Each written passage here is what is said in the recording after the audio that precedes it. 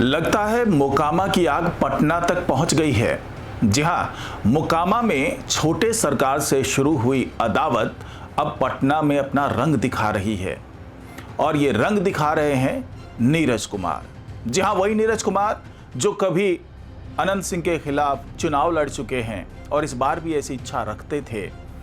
और यह भी कहा जा रहा है कि नीरज कुमार जो अनंत सिंह है या कह लीजिए छोटे सरकार, उससे नाराज हैं और नहीं चाहते हैं कि उनकी वापसी जेडीयू में हो और वो मोकामा से चुनाव लड़ें। इसको लेकर के तमाम गुणा भाग कर रहे हैं नीरज कुमार और इसी दौरान कुछ बयान उनके बड़ी ही चर्चा में हैं और ये सीधे सीधे किसी अनंत सिंह के ऊपर, ये छोटे सरकार के ऊपर कोई प्रहार नहीं किया है, लेकिन उनके जो इरादे हैं वो ये दिखा रहे हैं कि शायद उनके बयानों में नीतीश कुमार की भी सहमति हो सकती है। तो क्या नीतीश कुमार भी छोटे सरकार से नाराज हैं?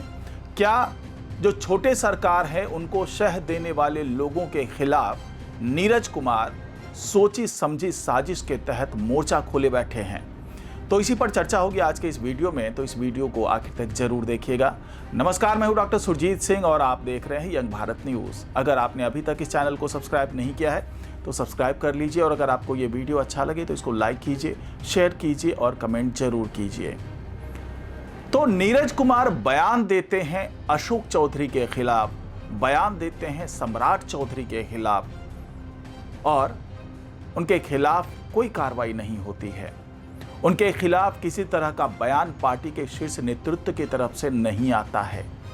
सोचिए, अशोक चौधरी जिनको नीतीश कुमार का बहुत करीबी और यहां तक कि उनका मानस पुत्र तक कहा जाता है, और उस शख्सियत के खिलाफ नीरज कुमार बयान दे रहे हैं और नीतीश कुमार चुप बैठे हैं। इसका क्या, इसके मतलब मायने क्या लगाए जाएं? क्या इसमें नीतीश कुमार की मौन सहमति है? क्योंकि नीतीश कुमार सुप्रीम कमांडर हैं जेडीयू के और उसी जेडीयू के प्रवक्ता हैं नीरज कुमार, और ऐसी स्थिति में नीरज कुमार आधिकारिक तौर से बयान देते हैं, अशोक चौधरी पर सवाल उठा देते हैं कि आपको प्रशांत किशोर ने जो आरोप लगाए हैं उस पर जवाब देना पड़ेगा। ये 200 करोड़ रुपए की जो बेनामी संपत्ति का मामला उठ रहा है उस पर आपको जवाब देना ही होगा। सोचिए, मुख्यमंत्री का कोई इतना करीबी आदमी, मानस पुत्र, जिस पर सवाल उठ रहे हैं और खुद नीतीश कुमार चुप्पी साधे बैठे हैं।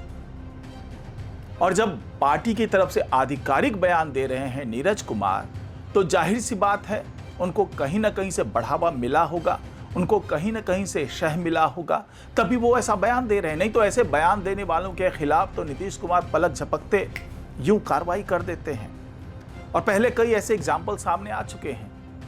लेकिन नीरज कुमार के बयान पर इस तरह का भी कोई बयान नीतीश कुमार ने नहीं दिया कि ये उनका व्यक्तिगत मामला है, ये उनका व्यक्तिगत बयान है, इससे पार्टी का कोई लेना देना नहीं है। इस तरह की कोई सफाई नहीं आई है।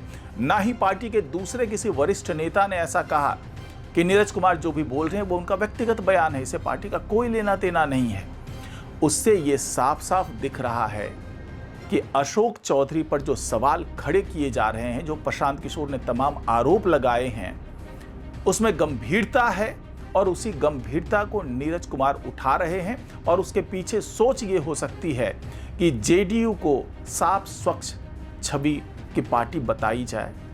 क्योंकि अगर नीतीश कुमार के इतने नज़दीकी पर सवाल उठ सकते हैं, खुद पार्टी की तरफ से सवाल उठाए जा रहे हैं, उनसे जवाब मांगा जा रहा है, यानी कि चाहे कोई कितना भी बड़ा आदमी हो, कोई कितना भी बड़ा नेता हो, कोई पार्टी का कितना भी बड़ा हितैषी हो, अगर उसके खिलाफ भ्रष्टाचार के मामले आएंगे, आपराधिक मामले आएंगे, तो उन पर सवाल उठेगा और उसका जवाब भी देना पड़ेगा। अब इसको दूसरे एंगल से देखते हैं। दूसरा एंगल ये है कि अशोक चौधरी और ललन सिंह, ये दो ऐसे बड़े नेता हैं जेडीयू के जिन्होंने अनंत सिंह को बढ़ावा दिया। जी हां, अशोक चौधरी और ललन सिंह ने ही उनकी वापसी तय की, नीतीश कुमार से मिलवाया, नीतीश कुमार से उनको टिकट देने की बात की और एनडीए के कार्यकर्ता सम्मेलन में वहां पर लगभग मुहर लगा दी कि अगर कोई भी कैंडिडेट मोकामा से खड़ा होगा तो वो या तो अनंत सिंह होंगे या फिर अनंत सिंह के कोटे से आया हुआ कोई व्यक्ति ही मोकामा से चुनाव लड़ेगा। अब ये तिलमिलाहट नीरज कुमार में देखने को मिली, जिस तरीके से उन्होंने इसका विरोध किया। उन्होंने कहा कि अगर इस तरह से लोग हमारी पार्टी से जुड़ेंगे तो पार्टी की छवि पर सवाल उठना लाजमी है, क्योंकि अनंत सिंह के खिलाफ 38 आपराधिक मामले दर्ज हैं। बाहुबली के तौर पर जाने जाते हैं, दबंग नेता के तौर पर जाने जाते हैं। गोलीकांड, हत्याकांड, किडनैप, इस तरह की तमाम बातें उनके खिलाफ उठती रहती है, उन पर आरोप लगते रहते हैं, केस दर्ज होते रहते हैं। और ऐसी स्थिति में अगर उनको मोकामा से टिकट दे दिया जाता है तो जेडीयू के छवि को बहुत नुकसान पहुंच सकता है। और दूसरी तरफ बीजेपी के नेता भी नहीं चाहते कि इस तरह से कोई बात सामने आए।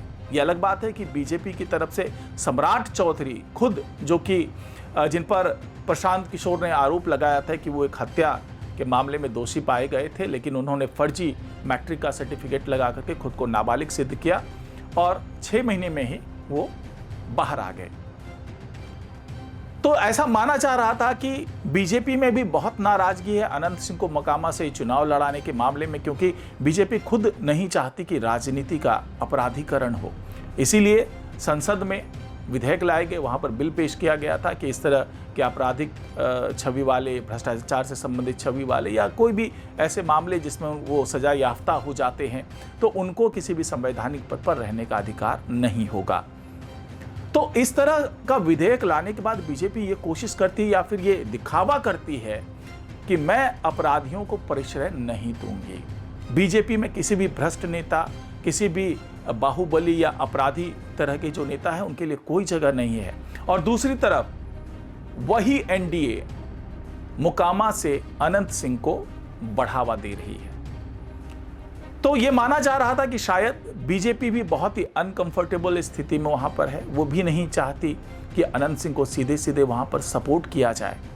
लेकिन यह भी दबे खाने बात आ रही थी। अंदर की बात जो मैं आपको बता रहा हूं वो यही है कि शायद सम्राट चौधरी भी फेवर कर रहे थे अनंत सिंह का।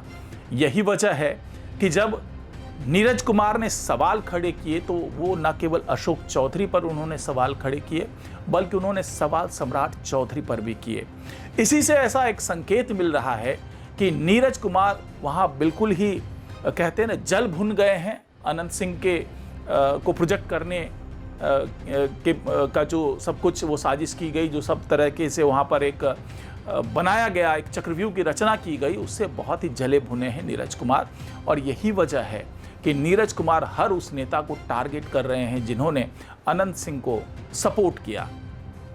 अशोक चौधरी पहली कड़ी है, दूसरी कड़ी सम्राट चौधरी है। यह अलग बात है कि कोई अपनी तरफ से नीरज कुमार कोई आरोप नहीं लगा रहे हैं, क्योंकि अगर अपनी तरफ से लगा रहे होते आरोप तो वो ललन सिंह पर भी लगा रहे होते आरोप।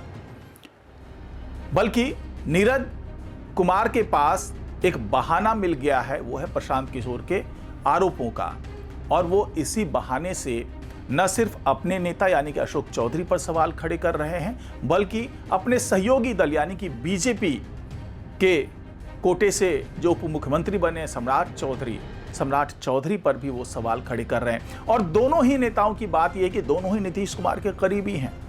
और नीतीश कुमार के करीबी होने के बावजूद जिस तरीके से आरोप लगाए जा रहे हैं, सम्राट चौधरी जो हैं वो बीजेपी से आते हैं लेकिन उप मुख्यमंत्री हैं, इसीलिए नीतीश कुमार के साथ उनकी अच्छी ट्यूनिंग होगी।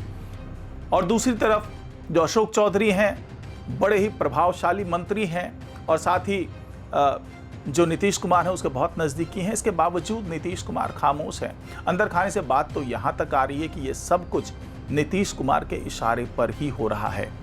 नीतीश कुमार खुद तो साइलेंट रहते हैं, लेकिन वो अपने किसी बहुत ही करीब को कह लें, क्योंकि नीरज कुमार भी करीबी माने जाते हैं नीतीश कुमार के, तो कई मामले ऐसे आ चुके हैं कि नीतीश कुमार अपने किसी करीबी को आगे कर देते हैं, खुद चुप्पी साध लेते हैं। और उनकी चुप्पी में बहुत बड़ी राजनीतिक वजह होती है। उनकी चुप्पी से ये अंदाजा लगाया जाता है कि वो भी इस बयान को लेकर के सहमत होंगे, इसीलिए वो विरोध नहीं जता रहे हैं। तो क्या नीरज कुमार ने जिस तरीके से अपना जाल बिछा दिया है, जिस तरह से बयान दे रहे हैं, उसका असर मोकामा की सीट पर भी पड़ेगा? उसका असर छोटे सरकार के चुनाव लड़ने पर भी पड़ेगा? उसका असर बिहार की राजनीति और कहें तो एनडीए के गठबंधन पर भी पड़ेगा? क्योंकि नीतीश कुमार तो फिलहाल चुप हैं और जब तक वो चुप रहेंगे तब तक इस तरह की अटकलबाजी होती रहेगी, इस तरह की अफवाह उड़ती रहेगी कि कहीं ना कहीं अंदर ही अंदर खींचतान जारी है। तो आज की रिपोर्ट में फिलहाल इतना ही। नमस्कार।